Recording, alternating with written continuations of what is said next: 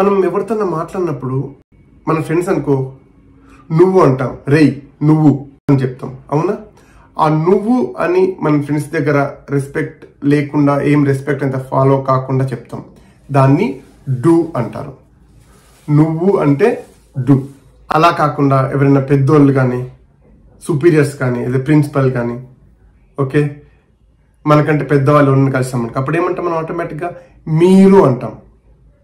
So మీరు అనేది respect form, నువ్వు అనేది ఇన్ఫార్మల్. సో ఇన్ఫార్మల్ గా ఫ్రెండ్స్ కి వాడేదాన్ని డూ అంటారు. డియు, డూ అంటే యు. ఫార్మల్ గా రెస్పెక్ట్ ఇచ్చి వాడితే స్ట్రేంజర్స్ కానీ, సుపీరియర్స్ కానీ దాన్ని జీ అంటారు. ఓకే, నువ్వు అనేది ఇన్ఫార్మల్, మీరు అనేది ఫార్మల్.